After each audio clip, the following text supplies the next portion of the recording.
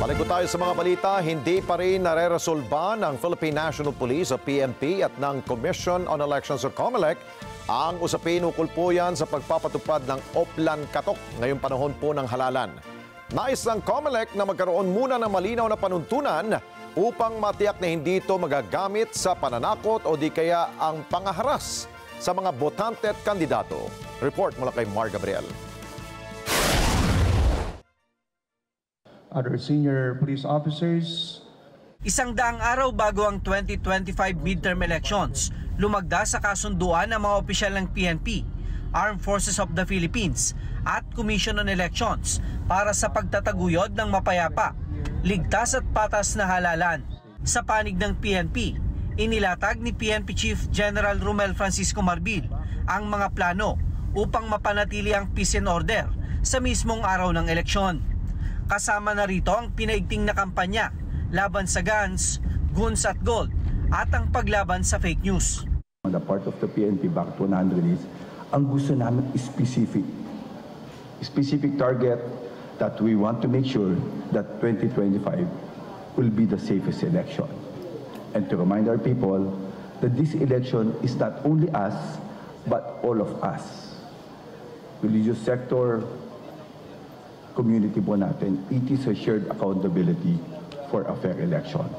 Ang AFP nangako na pipilitin nilang maabot ang deadline upang malansag ang mga natitirang private armed groups sa bansa bago ang araw ng halalan.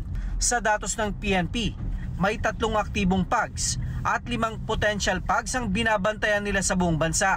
Of course, kailangan po ng cooperation ng ating mga kababayan dito in terms of giving us the information, the reports, kung nasaan po yung mga PAGs, kung sino po itong mga ito. And of course, the cooperation also of yung mga kandidato na wag po silang magkukup ng mga private armed groups nila. Samantala, aminado ang COMELEC na hindi pa rin nila nareresolba ng PNP ang usapin ukol sa pagpapatupad ng Oplan Katok ngayong panahon ng halalan.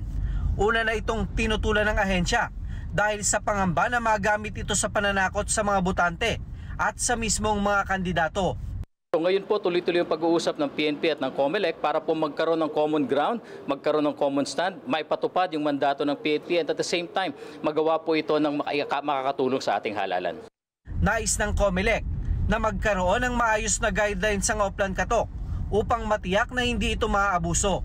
Kung yung pong mga ayuda nga po na binibigay ng ating mga social services agencies, nagawa ng paraan, merong guidelines, merong safeguards, merong additional na impositions ang COMELEC para masigurong hindi maabuso, ganun din naman po ang hinahanap ng COMELEC sa bagay na ito. Hindi po ulitin namin, hindi namin pinipigilan, hindi namin sinusuplant yung desisyon ng COMELEC sa pagtatrabaho ng ating PNP. Ang gusto lang naman po natin, malatagan ng maayos na safeguards nang hindi ito maabuso at yung wala po yung chilling effect sa ating mga kababayan.